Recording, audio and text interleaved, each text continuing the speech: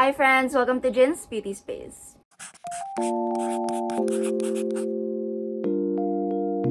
It's been a while since I last posted. I think mga 3 months na. And yeah, I'm finally back and I'm so excited to film new content for you guys. As we all know, December na, so uso na yung mga Christmas party. So this video is gonna be a Christmas party makeup look. And if bago ka pa sa channel ko, I basically do like Asian style makeup, like Chinese, Korean makeup. And in today's look, I'm gonna do a Korean inspired makeup look. So, let's start. First, magko-contacts muna ako and I'm gonna be using Jelly Brown from Dcart. Ilalagay ko lang siya off-cam. Here's what it looks like. And medyo natagalan akong ilagay siya. I don't know why, but yeah, ayan siya. And it's really pretty. Now, for skin prep, I'm just gonna be using a sunscreen, but a hybrid sunscreen or like a multi-purpose sunscreen. Para hindi na ako mag-illuminator. So, I'm gonna be using either the Bare Faced sunscreen and the Heimish Artless Glow Base. If gusto mo ng affordable sunscreen that gives you that really nice glow sa face, I highly recommend this one from Bare Faced. And if may budget ka, like extra budget, then I highly recommend this one from Heimish kasi mas moisturizing siya sa face. So for this look, since may mga dry patches ako, I'm gonna be using the Heimish Artless Glow Base. And for sunscreen, hindi natin siya titipirin kasi we want our face to be protected. And pag tinitipid mo yung sunscreen mo, then ba't ka pa nag-sunscreen? Anyway, I really like this product kasi it acts like a moisturizer, sunscreen, and illuminator in one. And I think paulit-ulit ko na sinasabi sa channel na to, yung phrase na yun. Kasi I really like this product so much and lagi ko talaga siyang ginagamit. As you can see, ang ganda ng glow na nabibigay niya sa skin and wala talaga siyang white cast. It feels very moisturizing sa skin. Here's what it looks like and as you can see, my skin is not skinning, but ang ganda ng pagka-radiant ng skin ko. And yes, nagkaka-pimple din ako and my hormones are acting up lately. So yeah, wag kayong mainggit masyado sa skin ko kasi hindi siya perfect. Like, as you can see, may days din na ganito yung skin ko. For our base, we're gonna keep it light kasi of course, baka hindi aircon yung place or baka may pa-game. So pagpapawisan talaga tayo and we don't want our makeup to look cakey. So I'm gonna be using this first base skin tint from Colorette and I just love this skin tint so much. So, I'm gonna use it today. By the way, all of the shades and products that I use will be listed on the description box. What I like about this skin tint is pwede mo gamitin yung fingers mo to blend it. And it's very easy to blend. It's very lightweight.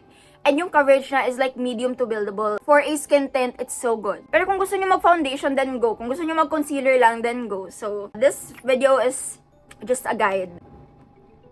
So, ibe-blend ko siya with my finger and then I'm gonna tap it with a sponge later. Kasi, wala lang. Pwede naman na hindi mo na siya itap with a sponge, pero prefer ko lang. See, super dali niya lang i-blend with your fingers and ang ganda ng finish niya. And it sets on its own, so that's why I like it so much. Like, pag umaalis ako, it's either nagko-concealer lang ako, or if base man, it's either this skin tint or a cushion. You can see it's really nice. Parang I'm blending a moisturizer on my face. So, I've been inactive for a while, like sa social media talaga. I mean, not really, pero like sa TikTok and also sa YouTube, like, lagi nga delay, diba? Kasi nagkasakit ako for 2 weeks. And, alam niyo ba yung sakit na yon? Like yung flu, like yung sore throat, tapos ubo, tapos sipon, tapos lagnat. Nagkaganan ako for 2 weeks. And because of that, hindi ako makapag-film, like, hindi ako makakilos na maayos. And, until now, may parang plema pa rin ako, or like, may parang sipon pa rin ako. And also, ang dami kong kakilala nagkasakit din. And ang hassle talaga, kasi ang dami kong kailangan gawin. And hindi ko siya magawa. Pero now, okay naman na ako and eto, nakapag-film na ako. So, yeah, ito na yung base ko. As you can see, medyo na-cover niya yung acne scars, yung redness ko, and i-build up ko lang siya para ma-cover talaga. In fairness, hindi naman siya masyadong nag-cling sa dry patches ko, only like here sa sides ng nose, kasi nga sinipon ako. So, it's very dry, like itong part na to. Anyway, let's proceed to concealer. But before that, magli-lip prep muna ako using this lip serum from Dazzle Me. This is definitely one of the best color-changing lip oils kasi yung tint niya or like yung pagka-pink niya, hindi siya ganun ka malala. I mean, hindi siya ganun ka-vibrant. So, hindi siya intimidating. See, ganyan lang siya. It looks very natural. Parang healthy lang tingnan yung lips mo. And I highly recommend this for guys if you want like a lip oil and also a tint in one. And natural lang yung tint, then I highly recommend this one. For concealer, I'm gonna be using the SEM. Actually, madami ng concealer dito and hindi ako makapili. And whenever hindi ako makapili ng concealer na gagamitin, I always end up with the SEM kasi this never failed me. So, I'm gonna be using it today. Always, dalawang shades yung ginagamit ko. Isang ka-skin tone ko and isang lighter shade to highlight my face. Hindi ko mahanap yung 2.25 and that's like my skin tone shade. So, I'm gonna be using 02 under my eyes and 1.5 to highlight my face. So, ilalagay ko lang siya there. And then 1.5 sa center. I know this is too much concealer na for some people, but you do you. So, binablend ko lang siya. And remember, pag nagbe-blend kayo ng concealer, don't drag the sponge. And also yung brush, just tap-tap lang. Para hindi mag-cake or mag-separate yung makeup mo. Especially if you have like dry patches. My gosh, nagbubulol talaga ako and iniisip ko na kung paano ko i-edit yung video na to. Feeling ko masastress ako pero okay lang. So here's what my base is looking like. And super ganda ng base natin today. And kahit na nag-breakout ako, maganda pa rin siya tignan. So hindi na ako nagbo-bronzer. I just either bronzer and contour. So, for bronzer, I always use this Strokes Face Sculpt in Mochaccino. As in, like, lagi ko na talaga itong ginagamit sa lahat ng makeup tutorial videos ko sa TikTok. Ito yung ginagamit ko for cream bronzer. So, ito yung gagamitin natin today. And dito ko lang siya nilalagay.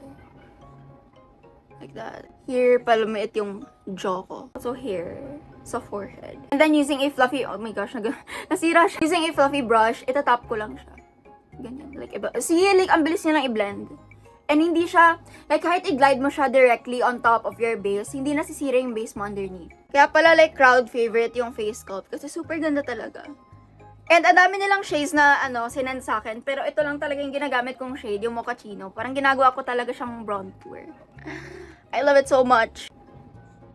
For blush, ang dami ko ng blush. And hindi ko alam kung anong pipiliin ko. So, ito na lang yung pinili ko randomly. And I really like the shade. It's from Happy Skin. Alam ko medyo pricey to, but I really like the shade, the formula, and everything. I didn't expect na magugustuhan ko yung shade na to kasi it's red. I love the concept of like cushion blushes. Before, hindi ko gets like, ba't yan pa i-cushion? Dab mo lang siya ng ganyan. And then, lalagay ko siya sa cheeks. I just love the shade so much. It's so pretty. As in like, ang ganda niya sa skin tone ko. Just look at that. And also the fact na may ganto na siya, it's very easy to blend. Hindi mo na kailangan ng ibang tools. See, like, ang ganda ng shade. Parang intimidating na tignan dito. But pag nilagay mo na siya sa face, it's so nice. Ang lakas niya maka-fresh. Also, konti sa nose. And sa chin. Wait, medyo aayusin ko lang yung pagbe-blend dito sa nose. But look at that. The shade is so pretty. Gusto ko siyang dagdagan. So, okay, dadagdagan natin kasi bet ko siya.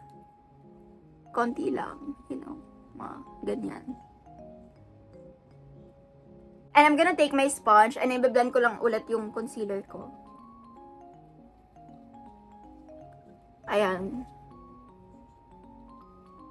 Para seamless siya tignan. Okay, I'm so happy with the blush. And now, let's proceed to powder. For powder, I really like to get ready with me loose powder. But lately, ito talaga yung binabalik-balikan ko. Like, I finished one bottle.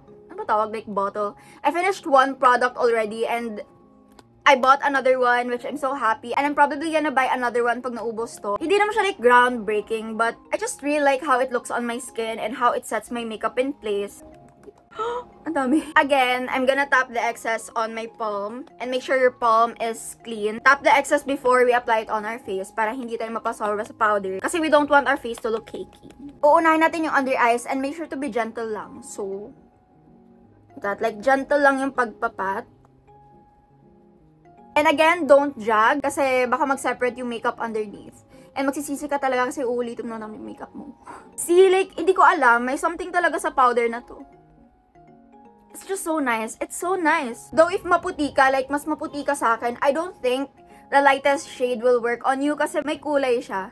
So I think it will not brighten your face if you're like really fair or light. But yeah, ang ganda niya tignan sa skin. Ang ganda ng finish niya. I really like it. Okay, done setting my face with powder and now it's time to do powder contour. And ito lang talaga yung powder contour na lagi kong ginagamit these past few months and it's from Issey. Like, itong dalawa, yung Haze tsaka Storm. Dalawa yung like kong ginagamit kasi yung brush is malapad. So, hindi pwedeng isang product lang. So, I end up using like these two shades. Like, minimix ko na lang sila. And sa nose contour, as in, ito talaga yung like kong ginagamit. Sa lahat ng powder products released ng Issey, yung contour yung pinaka-favorite ko. It's so nice. As in, hindi talaga siya nagpapatchy. Anyway, itatap ko lang yung brush ko. Top of the excess. And hindi ako nagko-contour ng paganyan kasi I don't want to enhance my cheekbone. Instead, like, paganto ako mag-contour. Parang I create like a shadow. Just to make my face look more slim. Like, ginaganon ko siya. And of course, same thing sa kabila. And then, maglalagay ako konti here sa forehead.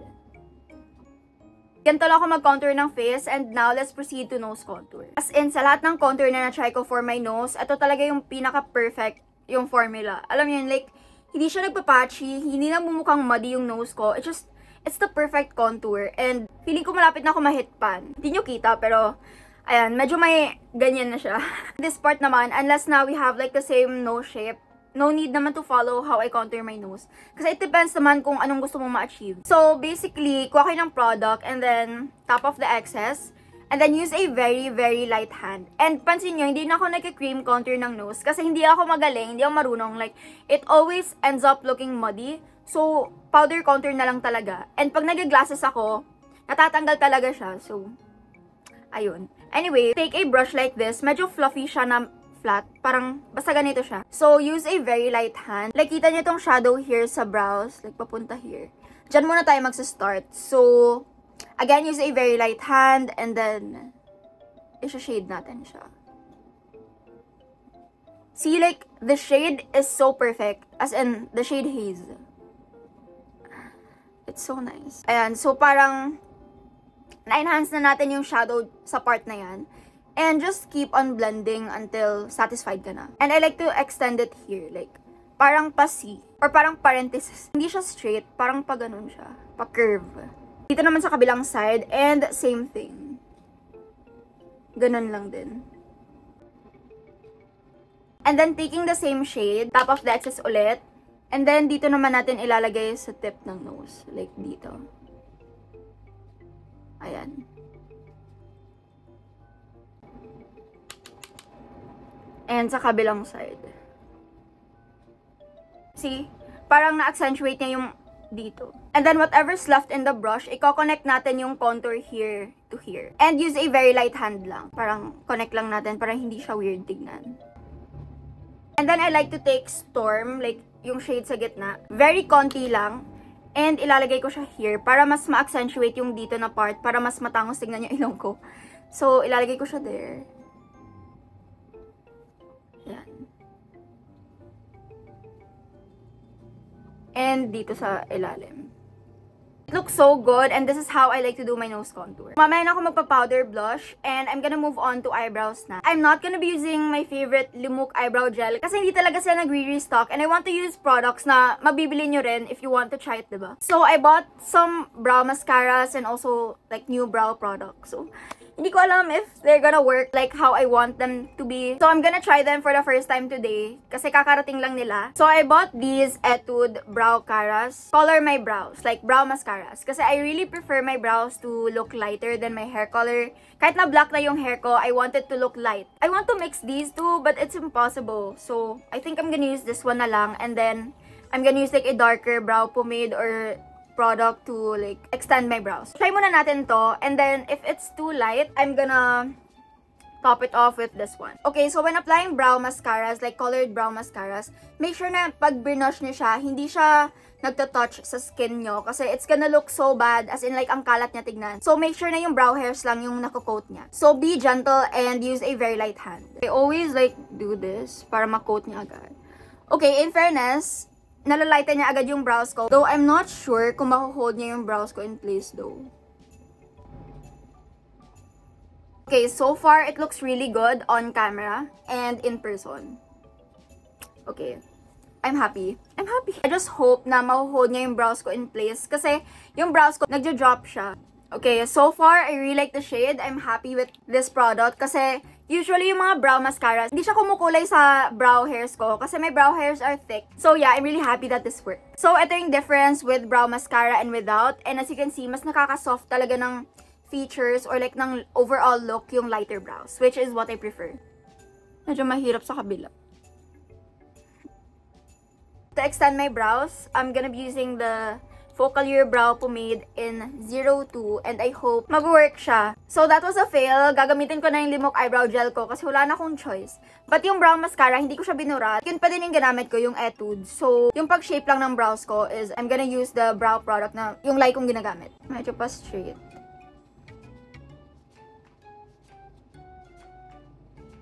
And see, like parang dinidikit ko yung hair sa skin ko. Parang nilalaminate ko siya to change the shape of my brows. Yung ibang products kasi, hindi siya dumidikit sa skin. Like, hindi siya nagsaset. Yan, parang pinupush ko siya. Nilalaminate ko talaga siya. Like, yung tail lang ng brows ko. And at the same time, kinukulayan niya rin. So, that's why I really like this. So, sana mag-restock na sila, no? Kasi, ito lang talaga yung ginagamit ko. Kasi naiiba niya talaga yung shape ng brows ko. And to think na very stubborn yung brow hairs ko, ayan siya. Like, nakakaya niya. Obviously, kailan ko siyang linisin, but just look at the difference. Like, this one compared to this. Diba? Like, ito talaga yung gusto kong brow shape, so I'm really happy. So, gagawin ko lang yung kabila off-cam. So, here's what my brows look like, and I just cleaned it up. I'm really satisfied with how it turned out. So, basically, just do your brows like how you'd normally do it. Hindi nyo naman kailangan i-follow yung brows ko, kasi this is just like how I prefer my brows to look. So, yeah, let's proceed to eyeshadow. So, for Korean eyeshadow looks, I highly recommend the Roman palettes, like the Mahogany Garden, Pampas Garden, and Rosebud Garden. So, ayan. This one, if you want like a warm-toned brown look. Ito naman, if you want a cool-toned pink look. And this one naman, if you want a warm-toned kind of coral na look. So, ayan. And I recently bought these Clio palettes, which hindi ko pa nagagamit kasi kakarating lang nila. They're so pretty. This one is like the all-glitter one. So pretty. And this one is in the shade number 2. Ayan siya. Okay, I think ito yung gagamitin ko kasi hindi ko pa siya na-try and I wanna try it. So, let's use this one. By the way, you don't have to buy the exact same palette. Just use like any palette that you have and use similar shades sa gagamitin ko in this video. So here's the palette. It's so pretty. And first shade I'm gonna use is this shade right here. Top off the excess. And ilagay mo lang siya all over your lid.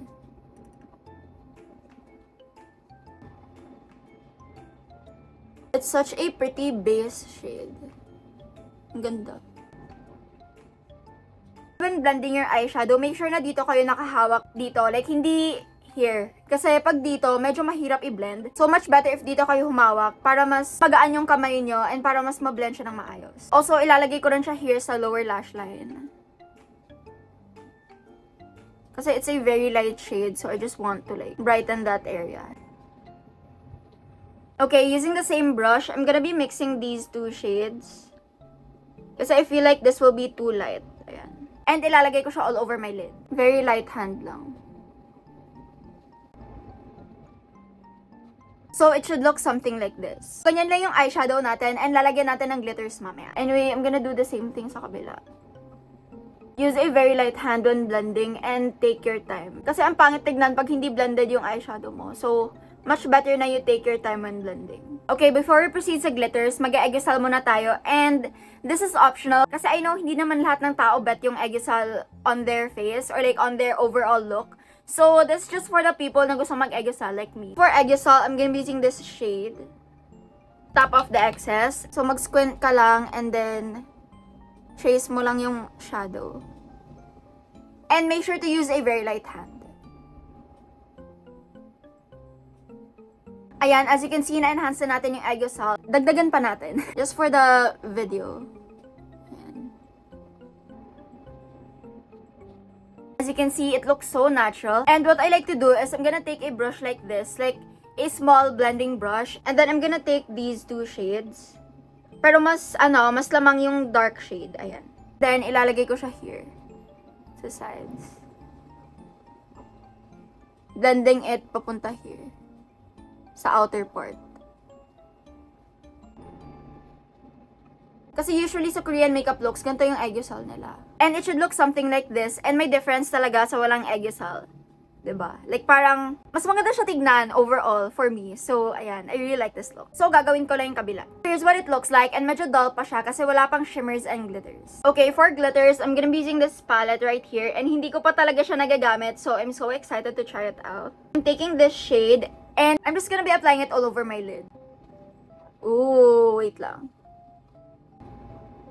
It looks so pretty, pero hindi siya nabibigyan ng justice sa camera. But anyway, I'm gonna do the same thing sa kabila. Glitter topper lang talaga siya kasi wala siyang pigment. And I really like it. For the inner part naman, I'm gonna use a flat brush na medyo fluffy, but hindi ganun ka-fluffy. So, I'm taking this shade right here. Pag ganito, medyo diinan nyo ng konti para wala masyadong fallout. Pwede din naman kayo mag-spray ng setting spray or fixing spray. sa brush. And medyo extend nyo siya here. Ayan. So, ito yung shimmers natin and it looks so pretty. Like, kumikinang talaga. Okay, now let's proceed sa Aegosol. And I'm gonna be using this Silkworm pen from Flort. And ginagamit ko siya to highlight my Aegosol para mas ma-emphasize siya. So, before using this, kasi medyo naninigas siya, I like to do this sa back of my hand before ko siya apply sa Aegosol ko. So, lalagay natin siya here. Ayan, diba? Kita nyo agad yung difference. Here's the side with and without. And mas maganda talaga yung side na meron. Pero it's up to you pa rin naman kung ano yung mas prefer mo. And kung wala ka nito, you can always use a concealer and then set mo na lang with an eyeshadow. And then, I'm gonna take this Peri Pera glitter and hindi ko siya directly ilalagay sa under eyes ko. Lalagay ko siya at the back of my hand kasi kukunin ko lang yung chunky glitters niya. And then, I'm gonna take a brush and yun yung gagamitin ko pang apply ng glitters under my eyes. So, I'm just gonna take like the chunky glitters and ilalagay ko siya here.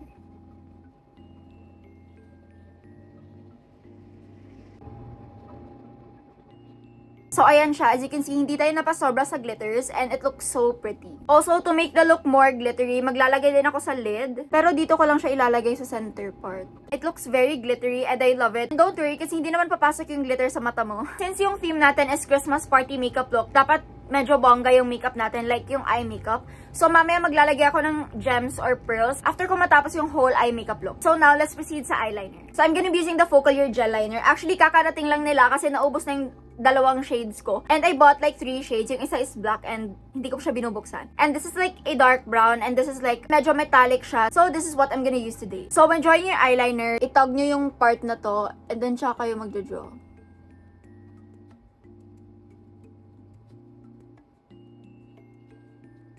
Like that. I think that's enough. And then, tsaka nyo siya i-fill in. Take your time in doing your eyeliner.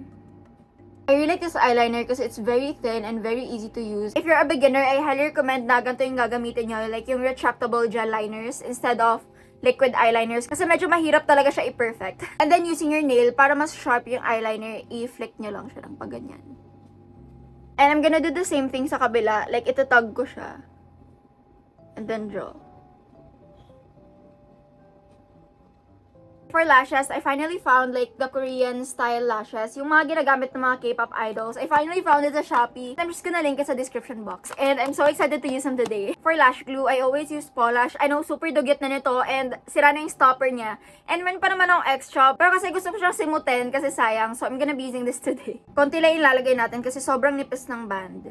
So habang hinihintay ko na magtataki yung glue, I'm gonna curl my lashes and I'm gonna be using the Polish Curler in Classic. I feel like this works better on my lashes compared sa Supreme. I'm not sure. But, I don't know. Mas comfortable ako gamitin yung Classic. And then, ilalagay ko na yung lashes. So, medyo kinakabahan ako kasi it's my first time using this. And it's very thin. So, sana madali lang siya ikabit. I think this one's easier to use.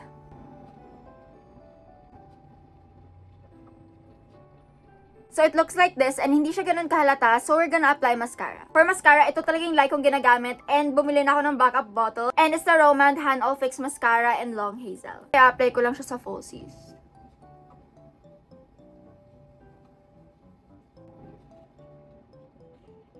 So, it looks like this, and I tried my best para pagdikitin sila. It's not as clean as yung mga lashes ng K-pop idols. But yeah, I really like how it turned out, and it looks so nice. By the way, I used this tweezer para pagdikitin sila. Before we proceed sa lower lashes, I'm gonna be applying the Kim Yu's Lip Plumper. Kasi this one literally plumps your lips, as in super anghang niya. Medyo malapit naman na tayo matapos sa look, so I'm gonna be applying this now. So, tatanggalin ko muna yung lip oil na nilagay ko.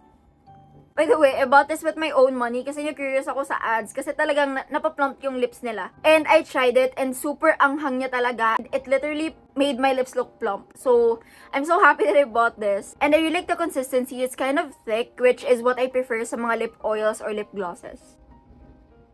Hindi pa siya nagkikick in though, so mamaya pa to. Medyo minty yung amoy niya. For my lower lashes naman, I'm gonna be applying the same mascara and gantong angle ko siya ina-apply. Nagpo-focus ako sa tip ng lashes para mas halata siya tignan. I really go overboard with mascara sa lower lashes kasi gusto kong halata talaga sila. So, it looks like this. Medyo weird lang talaga siya tignan kasi ito, shadow siya. But, ayan siya. Ayan. So, here's what my eye makeup looks like. And maglalagay tayo ng gems. And as you can see naman sa lips ko, it's very plump na. And mamaya ko pa siya buburahin pag maglilipin na tayo. So, hayaan muna natin na ganito yung lips ko. By the way, di ko na siya lalagyan ng lash glue kasi may adhesive naman siya. Pero to make sure na hindi siya matatanggal throughout the day, then lagyan nyo na lang ng lash glue. So, ayan siya. And maglalagay din ako here. Siguro mga 3 or 4 gems lang. So, here's our eye makeup look. And it's so pretty. Okay, finally, let's proceed to blush. For blush, I'm gonna be using these two shades. Like, imimix ko sila. And then, dito ko ilalagay. Parang dito lang sa gitna. Maglalagay din ako here sa nose konti. And sa chin. Highlighter is optional and I'm gonna be using this one from Kaleidos and ang cute ng packaging and hindi ko pa siya nagagamit so this is gonna be a first impression. Medyo pink siya. It looks really pretty pero hindi siya nagagawa ng justice sa camera. Okay, wait. I'm gonna drag it to my cheeks para makita nyo. Ayan. Diba? Like, it looks so pretty. And of course, sa nose. So, ilalagay natin sa tip. Finally, let's proceed sa lips. And as you can see, very plump na ng lips ko, which is perfect timing. And hindi na rin siya manghang, so let's remove the lip plumper. Tap ko lang siya with the sponge. For lip liner, ang dami ko ng lip liner. And ito talaga yung favorite ko, and it's from Flort. I'm gonna be using the shade 04. Lip liner is a must kung gusto mo maging mas plump or mas malaki yung lips mo. And then, dito naman sa taas.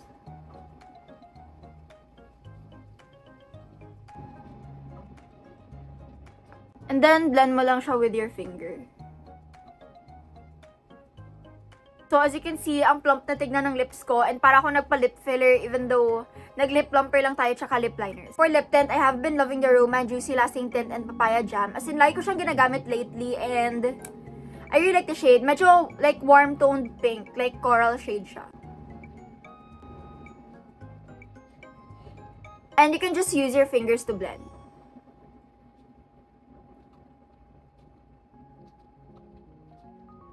Like that. Diba? Like, ang ganda ng shade. I know it's very intimidating sa swatches, but on your lips, it's gonna look so pretty. And then, I'm gonna be applying a darker lip tint sa gitna. Just to add depth sa lips natin. And this from Bare & Bliss in the shade number 10. So, dito ko siya ilalagay sa gitna. Here. And also, konti here sa taas.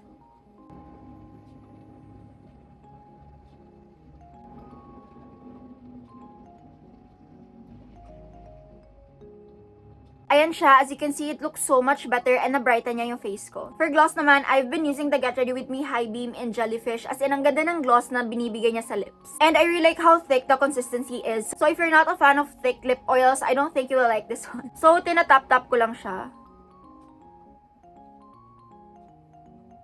Like that.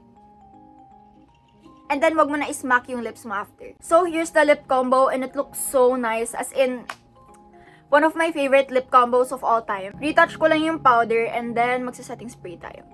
For setting spray, I'm gonna be using this one from YOU. This is very affordable and talagang nalalock niya yung makeup mo in place. And of course, before you use a setting spray or fixing spray, make sure to shake it well. Pinapatuyo ko siya using this fan. I'm gonna fix my hair and also magbibiyas ako, so I'll be right back. So, here's the final look. What do you guys think? I personally really like it. And yung hair extensions ko pala is from Shopee, so I'm just gonna link it down below. This look is literally giving main character vibes sa Christmas party. But yeah, I really like how it turned out. And iba talaga yung nagagawa ng hair extensions. Like, ang lakas mga ganda. So yeah, that's it for this makeup look. And I hope na you find this video helpful. And sana gawin nyo to sa Christmas party nyo. Of course, don't forget to like, comment, and subscribe. And turn on the notifications because I'm back. So yeah, that's it for this look.